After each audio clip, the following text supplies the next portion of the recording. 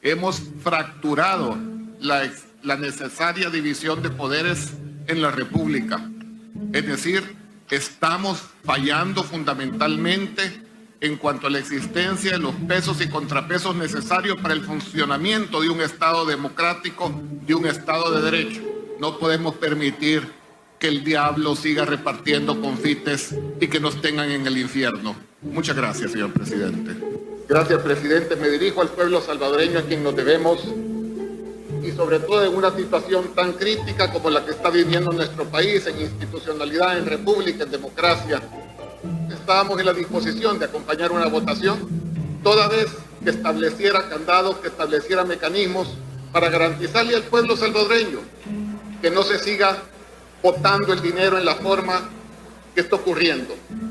Nos debemos a El Salvador y seguiremos trabajando por nuestra patria, a la que adoramos, y estamos dispuestos a cualquier sacrificio por ella. Que Dios bendiga a El Salvador. La solución al conflicto armado era como la solicitud de la población a quien estuviera en el gobierno.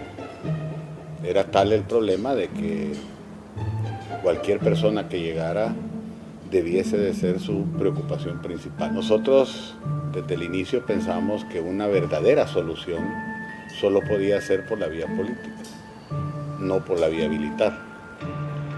Porque por la vía militar uno puede obtener el resultado que obtuvo Guatemala, donde llegaron a debilitar bastante a los grupos armados, pero no del todo, y Guatemala siempre era sujeto a que ponían bombas en postes, en puentes, mataban gente, etc. O sea, la violencia no se terminaba del todo. Entonces fue un proceso que se ofreció pues, para realizarlo y tratar de buscarle la solución al problema que a nuestro criterio era la razón o la única razón justificable para hacer una guerra para optar al poder político. Y ese era que no existían los espacios políticos. Entonces se trataba de profundizar nuestra incipiente democracia en aquel entonces, fortalecer la institucionalidad democrática del país, y de eso se trató los acuerdos. Entonces no solo se resolvió un conflicto interno, sino que se sentaron las bases para arrancar a un proceso de fortalecimiento de la institucionalidad. En el segundo día de la audiencia inicial del caso de la masacre de los jesuitas de la UCA, ocurrida en 1989, el Juzgado Tercero de Paz de San Salvador ordenó que el proceso pase a la fase de instrucción y que sean detenidos en forma provisional el expresidente Alfredo Cristiani y el ex asesor jurídico del Estado Mayor de la Fuerza Armada, Rodolfo Parker. Por su parte, el general Juan Rafael Bustillo mostró su inconformidad con respecto a esta decisión de pasar a la siguiente etapa. Además, señaló a uno de sus colegas de supuestamente tener más participación en este caso. No quería saber de Ponce, que era un ambicioso. Ese es el problema. Por eso es que yo me oponía, ¿verdad? Y le dije a Vida Casanova, mira, si haces estos cambios, ¿verdad?, de cambiar un montón de militares más antiguos que los de la Tandona, va a ser el pecado de tu vida. Y ahí es el pecado. Vean lo que pasó con los jesuitas. El más responsable es Ponce. ¿Por qué? Porque era el líder. A él lo seguían, ¿verdad? Más que todo había una cúpula que le llamaban los compadres. Y él les decía a ellos, esto vamos a hacer. Era ambicioso. La firma de los acuerdos de paz que auspiciamos y respaldamos todos no solo permitió el silenciamiento de las armas y la finalización del conflicto fratricida, sino también el establecimiento de un marco de referencia para que, a través de los mecanismos democráticos, procediéramos a una reforma constitucional con la finalidad de readecuar y fortalecer la institucionalidad de la República. El proceso que iniciamos hace 4 años con el establecimiento de la paz, como era previsible, ha tenido que pasar por momentos difíciles, generando a veces insatisfacciones y hasta reacciones violentas en algunos sectores. Sin embargo, el proceso no se ha detenido. Sigue y seguirá adelante, porque esa es la voluntad soberana del pueblo salvadoreño. Un complot desde el principio, o sea, el organismo de inteligencia del Estado intervino en las investigaciones. Yo pedí a la Embajada de los Estados Unidos de América que llegara el FBI y ellos me dijeron lo único que necesitamos es una solicitud de parte del fiscal general o de la policía y ninguno de ellos quisieron. Entonces yo me doy cuenta de que el fiscal que tenía el caso es amigo de la familia Miranda, de Godofredo Miranda. Decidí pedir que me los investigaran a todos, era porque nadie se ponía de acuerdo qué es lo que pasó, cómo mi hija fue a parar a la playa cuando ella estaba en una mini tienda de campaña, supuestamente protegida por su padre, quien medía 1,82 y pesaba más de 200 libras, y cómo la iba a sacar alguien ajeno y se la iba a llevar tan tranquilamente, iba a dar gritos ella, etcétera, y nadie iba a escuchar. Papá de Katy era jefe de seguridad del presidente Calderón Sol. El otro era su jefe de la División de Investigación Criminal. Entonces, ¿qué cosas sabía Godofredo Miranda y Edwin Miranda del gobierno como para que estos les hayan dado semejante? Si así lo hiciereis, la patria os premie, quedáis en posesión del cargo de presidente de la República del Salvador.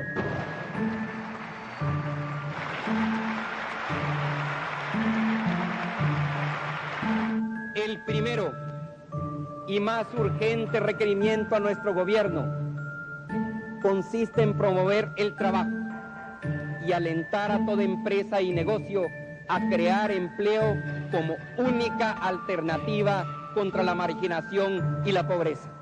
El Salvador es un hervidero por los 10 millones de dólares que según investigaciones recibió el expresidente Francisco Flores.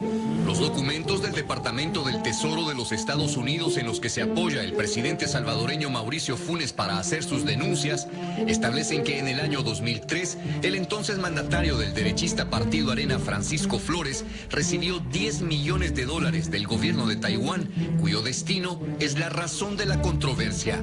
A mí lo que me interesa es que se aclare a dónde fueron a parar esos 10 millones y por qué se manejaron de esa forma.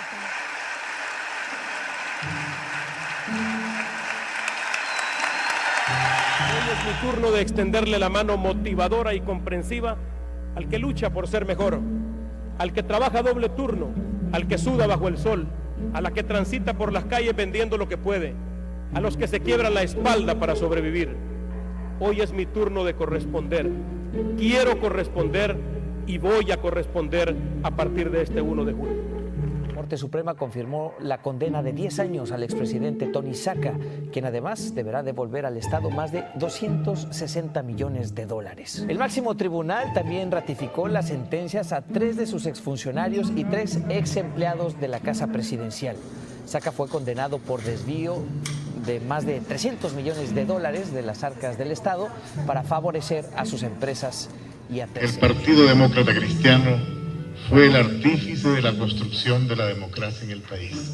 Abrimos los espacios, construimos los pilares para obligar a los grupos violentos, tanto de la diestra o la siniestra, para participar en política. Y esa honra y ese trabajo nos costó sangre y mártires. El Salvador ha dado el ejemplo mundial que ningún país podemos encontrar.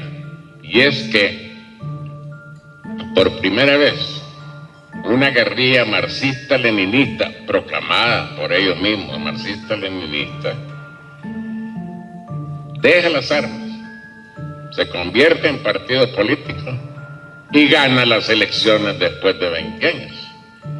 pero gana las elecciones. Esto no ha sucedido nunca en ninguna otra parte del mundo. El Salvador le ha dado el ejemplo de qué es la democratización y cómo es la democracia y hasta dónde se puede alcanzar. Nosotros no tenemos el derecho de equivocarnos. Repito, nosotros definitivamente no tenemos el derecho de equivocarnos. Un largo camino ha debido recorrer el pueblo salvadoreño para llegar a este día. Iniciaremos inmediatamente un programa de combate a la elusión, a la evasión, al contrabando y a la corrupción. Incluye un programa de austeridad con una fuerte restricción del gasto superfluo, la racionalización y focalización de los subsidios que hasta ahora se han otorgado de manera indiscriminada. El fiscal general de El Salvador ordenó el arresto del expresidente Mauricio Funes, acusado de presunta malversación de fondos y lavado de dinero. Funes, exiliado en Nicaragua desde septiembre de 2016, está acusado de utilizar fondos públicos para pagar viajes, remodelar viviendas y pagar facturas de hospital. El fiscal solicitó aprehender a otras 29 personas, incluso familiares del exmandatario y exfuncionarios de su administración. Por su parte, Mauricio Funes aseguró ser víctima de ataques políticos orquestados por empresarios y conservadores. Enfatizó en que no tienen una sola prueba en su contra. Sí, prometo. El señor presidente de la Honorable Asamblea Legislativa procede a la imposición de la banda presidencial al señor presidente de la República de El Salvador, profesor Salvador Sánchez Serén. Los recursos del pueblo son sagrados y solo se utilizarán para favorecer el desarrollo y el bienestar del mismo. A partir de hoy me pongo al frente del Sistema Nacional de Seguridad Ciudadana. Un gran número de salvadoreños que tienen su hogar fuera de El Salvador. Nosotros ya les garantizamos el derecho al voto desde el exterior y trabajaremos juntos con los demás gobiernos en el respeto de sus derechos. Ustedes están lejos, pero son una parte importante de nuestra nación. Somos un solo pueblo. Estoy dispuesto a dar lo mejor de mí. Que Dios nos bendiga a todos y bendiga a El Salvador en esta nueva etapa de su historia. Muchas gracias. La Fiscalía General de El Salvador ordenó la captura del expresidente izquierdista Salvador Sánchez Serén. También detuvo a exministros y exviceministros, acusados de malversar fondos estatales con el cobro de sobresueldos. Todas estas personas contribuyeron al desfalco que le costó más de 350 millones de dólares al Estado salvadoreño. De acuerdo con la prensa salvadoreña, el expresidente se encuentra en Nicaragua, al igual que Funes, quien afronta diferentes procesos judiciales desde 2016. Dominado por el oficialismo, eliminó por decreto la conmemoración de los acuerdos de paz que se celebra cada 16 de enero. La fecha será sustituida por el Día Nacional de las Víctimas del Conflicto Armado. Nunca hubo acuerdos de paz. No hay nada que celebrar en esta fecha. Lo que se debe es recordar a todas las víctimas de la guerra, a quienes no se les ha hecho justicia aún. Y sin justicia no puede haber... La Federación Rusa inició una invasión no provocada e injustificada sobre Ucrania.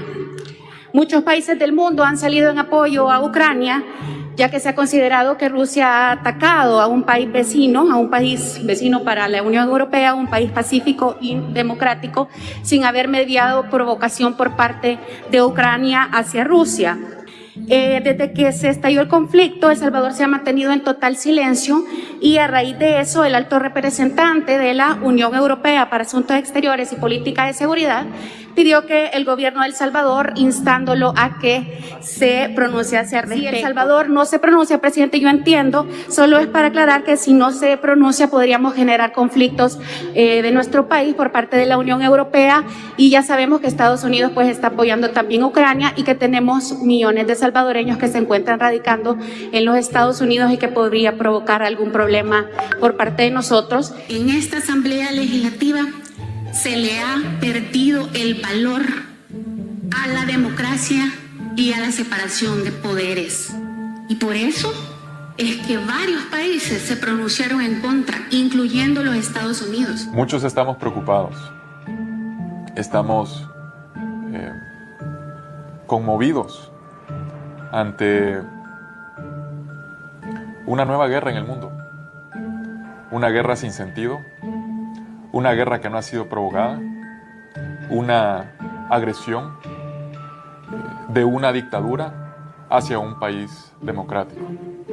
Yo estoy con el pueblo ucraniano porque no solo están valientemente defendiendo sus vidas, su territorio, su soberanía, su cultura, su forma de vida, están defendiendo también la democracia. Y es que aquí no hay medias tintas, aquí no valen las posturas neutras, aquí hay que tomar lado. Y los únicos dos lados posibles son la dictadura y la democracia. Por eso le exijo al gobierno de El Salvador que se pronuncie de inmediato y se alinee con la democracia, que se ponga del lado correcto del esta semana una ley que prohíbe las concentraciones públicas y privadas que no sean deportivas ni culturales. En realidad es una medida para evitar, para impedir que el pueblo salvadoreño se manifieste en contra del presidente de la República. Es una clara violación a los derechos fundamentales de nuestros compatriotas, sobre todo porque han habido dos marchas recientemente multitudinarias, marchas sin precedentes en la historia de El Salvador.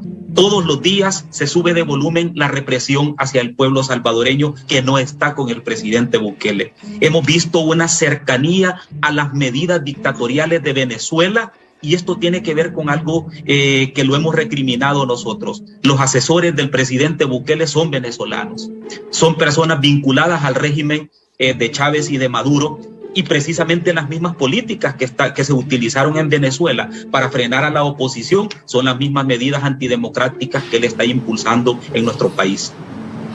Doctor Portillo, si bien es cierto que hay asesores venezolanos en el entorno de Bukele, lo que no son es próximos al régimen de Nicolás Maduro. Es decir, son asesores de Bukele, pero estaban dentro de las filas de la oposición en Venezuela, digo. Correcto. No están, correcto. O sea, no están asociados al chavismo. La claridad de todos los retrocesos que hoy vive el país en materia de derechos humanos, en materia de proceso democrático, en materia del ejercicio pleno de algunos derechos que han sido conquistados. Yo lo vengo aquí a defender mi libertad, la libertad de mi pueblo. Estoy en contra de la dictadura, estoy en contra del golpe de Estado a la Corte Suprema de Justicia, estoy en contra del golpe de Estado a la Fiscalía y de la concentración de poder que tiene Bukele. Estoy en contra de un gobierno autocrático. Yo luché por la democracia, nací en dictadura, luché para que cayera la dictadura militar. Ya vivíamos en paz y en democracia y hoy nos la están destruyendo. Por eso estoy aquí, para que no se destruya mi democracia, mi libertad y la justicia de mi pueblo. ¿Mande? Claro que se va a lograr, este es un pueblo valiente, mire, ¿verdad? Un pueblo fuerte, viril. Sigamos unidos. El pueblo unido avanza sin partido. Con lo que pasó el 1 de mayo, ese día fue con lo que marcó el inicio del rompimiento de muchas cosas que nos siguen afectando todavía hoy en día. El desmantelamiento de la Sala Constitucional, de la elección de magistrados impuestos ahí por Casa Presidencial. ¿Qué tanto nos va a afectar esto para los años que vienen? Muchísimo. Para el país fue perder una democracia que, aunque imperfecta y yo diría modesta, pero se había logrado.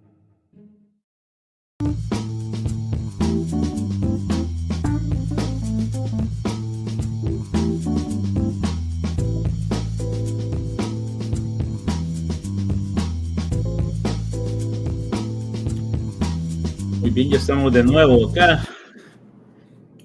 Bueno, te cedo la palabra, Juan. Ok. ¿Cuál es el común denominador de todos estos personajes que nosotros vimos en este video? De que todos mencionan a la democracia. Y la mayoría o el 90% de estos personajes que vimos en este video tienen intereses que van en otra vía contraria a la democracia o han hecho cosas antidemocráticas, pero están utilizando el concepto de democracia para cubrir sus propios intereses. Prostitución de la democracia. Pueblo, te vendo la democracia como pantalla, pero yo hago lo mismo. ¿Ok? Y vamos a hacerlo de manera regresiva. El pastor Mario Vega. El pastor Mario Vega es alguien que está molesto con el gobierno del presidente Nayib Bukele porque lo separaron del Consejo Nacional de Seguridad Ciudadana. Simple y sencillo. Entonces hoy es un opositor. Fawad, quien lo está entrevistando, no me acuerdo si es de la revista Factum o de Gato Encerrado, no me acuerdo, creo que es de Factum.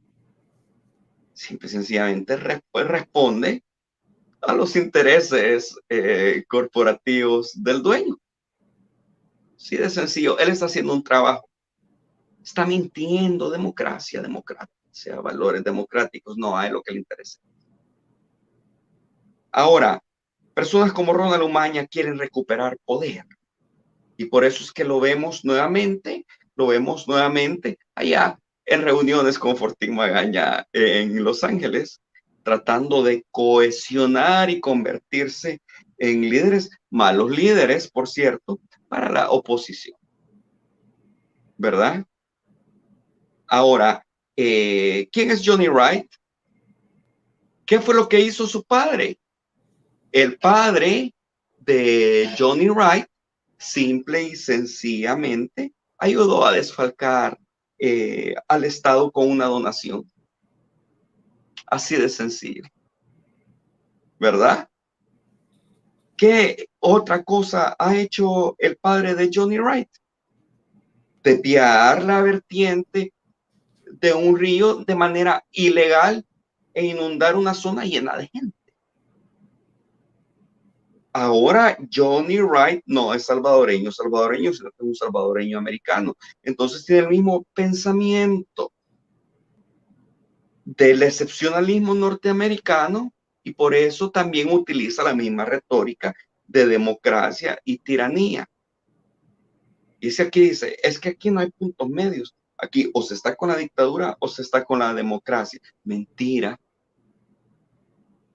Le exijo al gobierno de El Salvador, dice, y qué capacidad moral tiene él de exigirle al gobierno de El Salvador a tomar una postura. Mejor que le exija a su padre que reintegre el dinero. Esa es la verdad. Ahora, Marcela Villatoro. Marcela Villatoro es alguien que conoce muy poquito del política. Es alguien que necesita sobrevivir dentro de la competencia de diputados de su reducida fracción legislativa.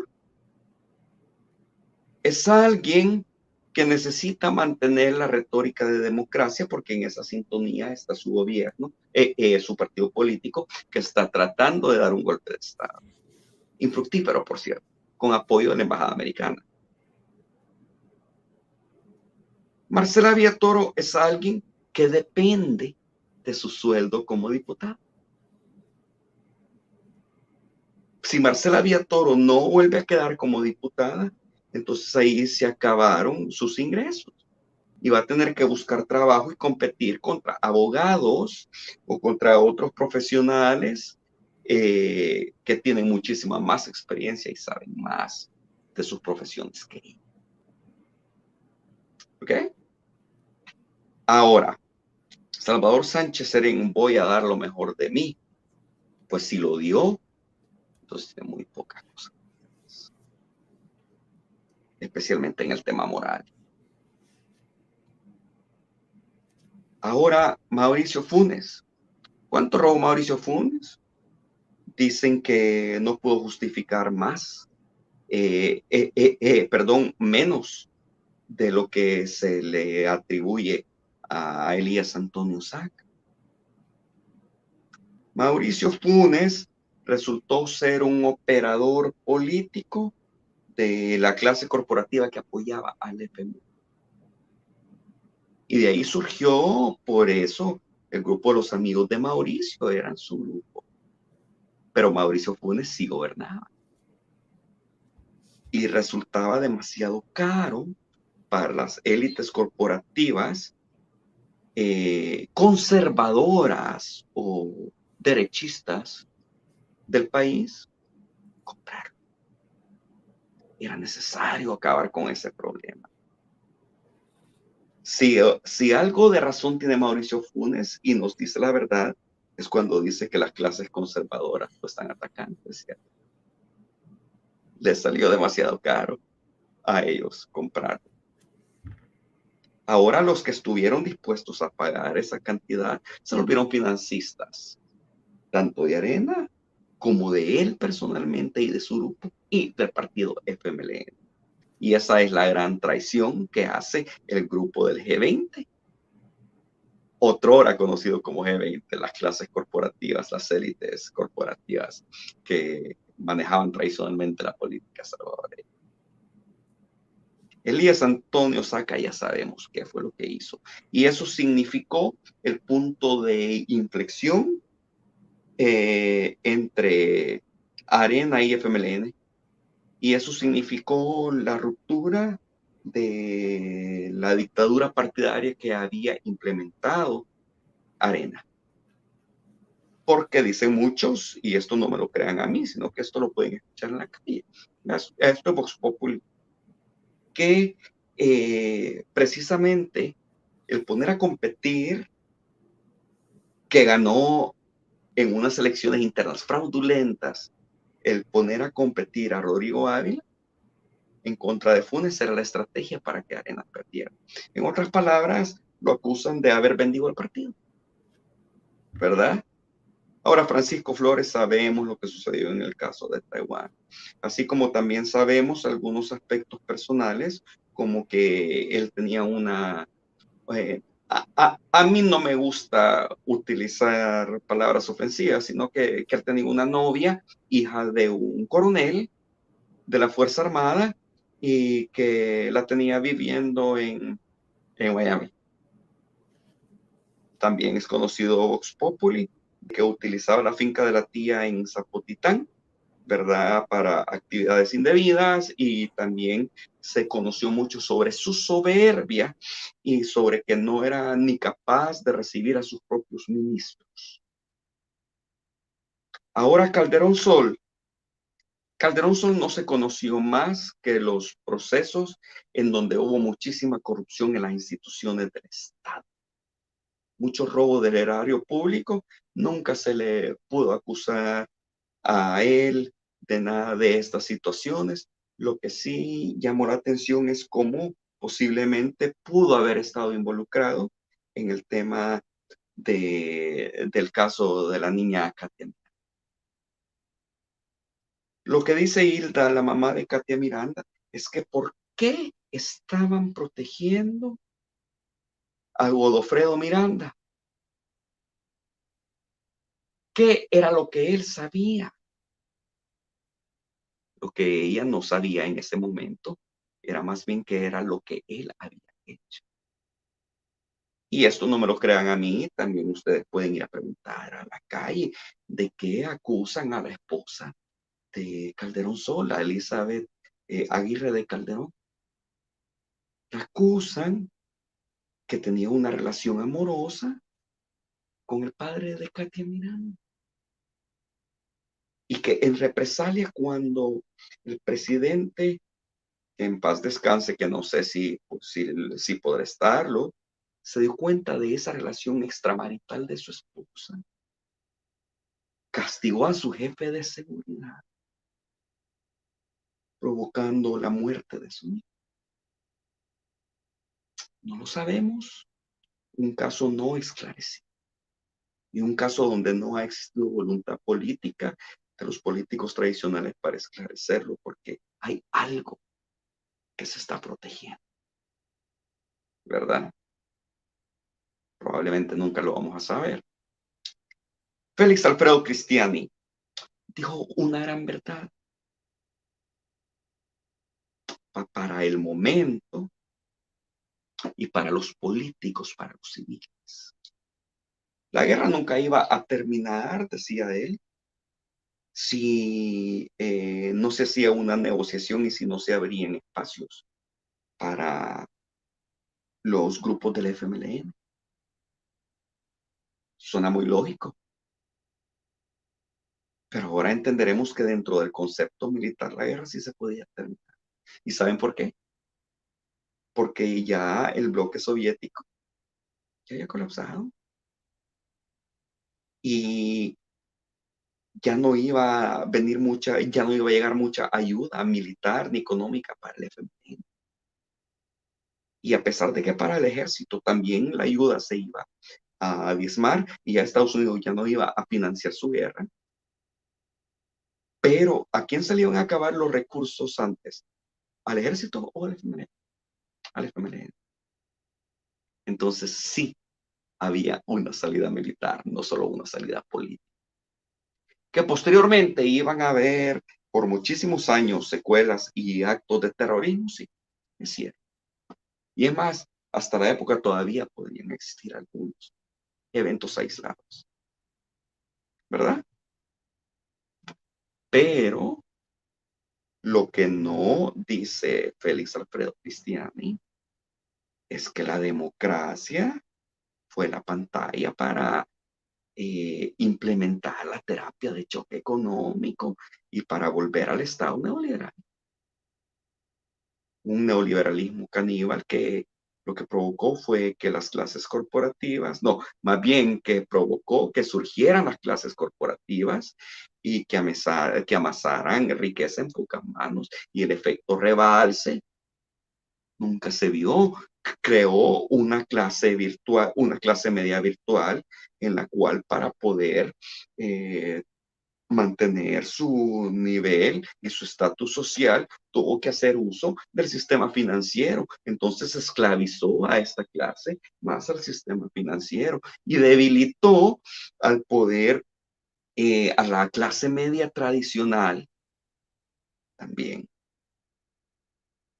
Ahora, en el concepto de las clases desposeídas, el haber creado ese vacío entre el estado de bienestar y el neoliberalismo, donde de la noche a la mañana se le deja de dar apoyo a la población, entonces, ¿qué es lo que creó?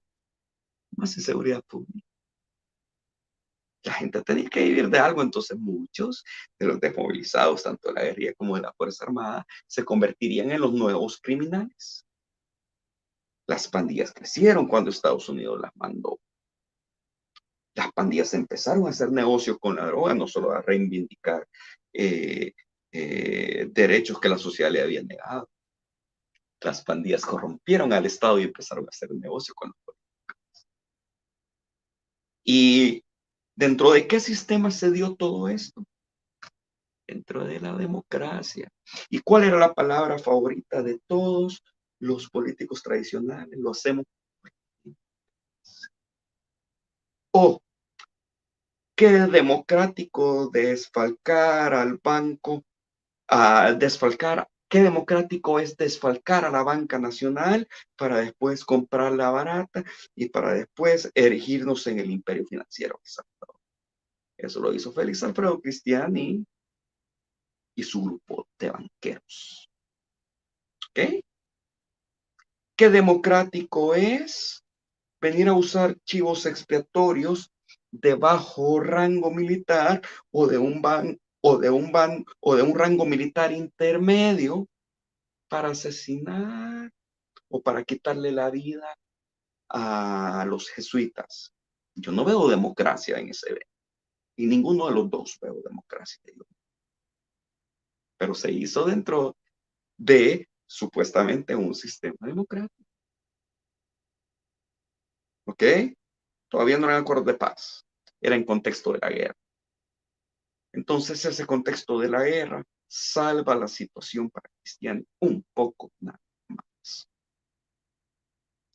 Ahora, ¿qué de democrático y qué de proteger el dinero del pueblo tiene alguien que recibe $30,000 de la presidencia? Eso fue Rodolfo Parker.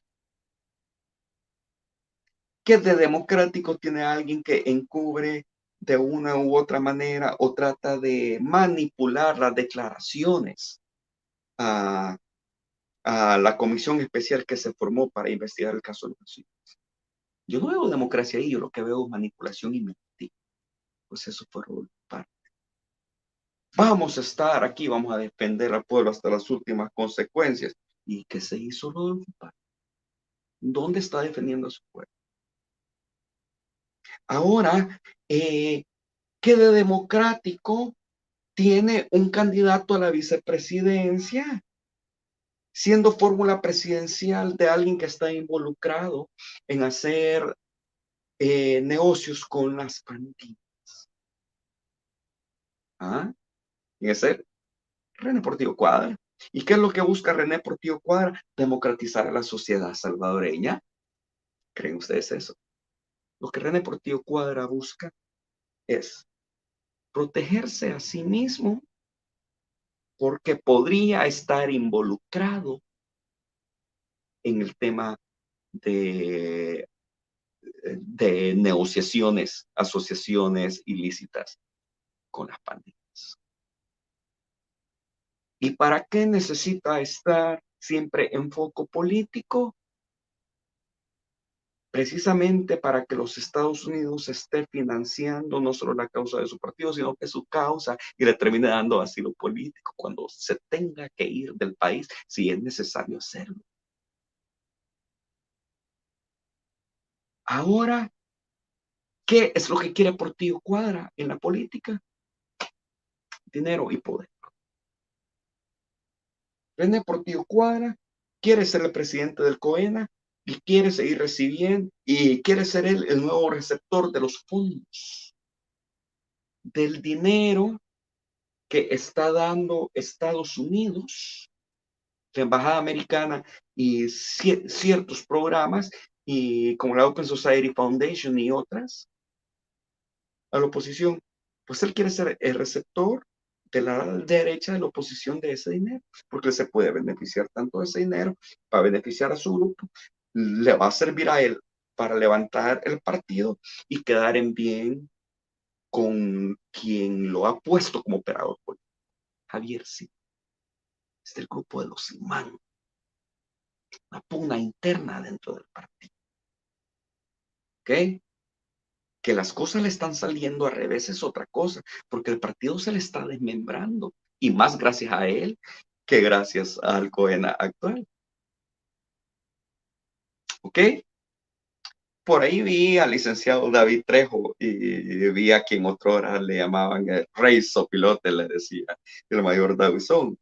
Adolfo Rey Prendes, uno de los políticos más experimentados que ha parido nuestra nación, y una persona que yo creo que es de las pocas personas que podríamos rescatar del gobierno o de la época del presidente Duarte, ya que no solo habilidoso, sino que con un nivel de honestidad que no se le vio en la mayoría de los otros funcionarios.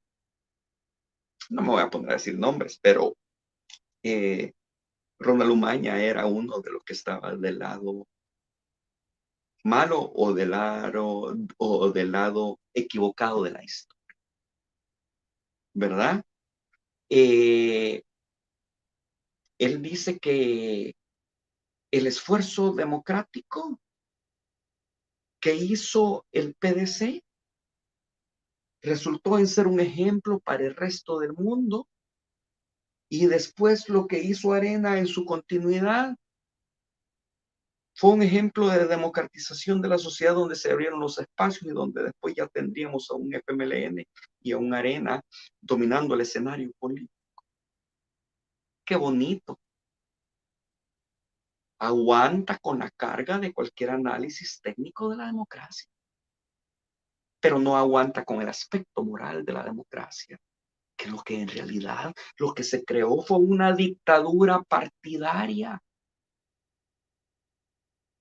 Lo que se creó fue una partidocracia. Lo que se creó fue una dictadura de las élites corporativas del país y transnacionales. Ya en uno de los programas anteriores del año pasado que trata sobre la dictadura partidaria, dimos a conocer muy bien cómo ambos partidos, el FMLN, Arena y sus satélites, en su momento, formaron parte de esa partidocracia y de esa burbuja inexpugnable que mantenía el poder y legislaba y creaba políticas públicas a favor de sus grandes financistas, de las clases corporativas, de las élites dominantes del país. Pues para eso sirvió el proceso de democratización. El aspecto técnico fue una cosa, pero el aspecto moral por los suelos. Pero entonces, ¿qué es lo que defiende Estados Unidos tanto? El aspecto técnico, el aspecto moral. El gobierno demócrata nos ha comprobado que no le interesa el aspecto moral de la democracia, sino que el aspecto técnico. Un aspecto técnico en donde solo de papel o ante la población, gracias a los medios de comunicación, existe una división de poderes, existe un Estado de Derecho, existen elecciones libres. Pero el aspecto amoral de lo que sucede allá adentro, del secuestro del Estado que se creó, de la utilización de las instituciones del Estado para chocar contra el gobierno del presidente Nayib Bukele, es una amenaza. ¿Qué? Estamos. Ok, muy bien, Juan. Yo creo que no hay ninguna pregunta al respecto acerca de ese tema, todo está muy claro, pero fíjate, lo que está sucediendo en el país en este momento es un alza de los homicidios en estos 2 últimos días. Por lo tanto, en este momento está la Asamblea Legislativa reunida en una sesión extraordinaria para decretar estado de excepción en El Salvador. ¿Qué va a pasar, Juan, con la comunidad internacional? ¿Crees tú que se pronuncien en contra de eso también, de esa decisión de la Asamblea Legislativa? Ninguna decisión que afecte el statu quo de ahora en adelante que Estados Unidos y sus aliados quieran promover tanto en su hemisferio como en nuestro hemisferio va a tener el beneplácito de ellos. Ningún tipo de acción que contradiga ante la comunidad mundial de manera moral, ya que es una pantalla. El concepto de democracia va a ser bien visto. La democracia se ha prostituido. La democracia se le vende al pueblo y se le vende en el paquete o en el combo del subsistema de libertades, del Estado de Derecho, de los derechos humanos y del proceso de elección. Por lo tanto, lo que vemos y lo que creemos no es realmente lo que existe. Lo que existe se llaman intereses y acciones, y en varios niveles. A nivel internacional, los intereses nacionales de las potencias dominantes. A nivel nacional, los intereses de las élites dominantes. A nivel político, los intereses de las clases políticas tradicionales. A nivel empresarial, los intereses de las clases pudientes. Y los intereses del pueblo, ¿en dónde quedan en todo esto? La democracia duele, decía. La democracia le duele para los que se ven afectados por el aspecto amoral de la democracia que es ejercido por las acciones de los políticos tradicionales. ¿Okay? Ahí es cuando la democracia duele. Y a ellos es a lo que le duele. Y nos duele a nosotros como ciudadanos, que tenemos que pagar los platos rotos del aspecto amoral de la democracia, de la cual ellos pregonan. ¿Ok? It's very interesting what is happening now in America, especially about elections in the United States, about protests in Peru, about elections in Bolivia, and of course about Salvador, about political issues in Salvador. Could you tell about it?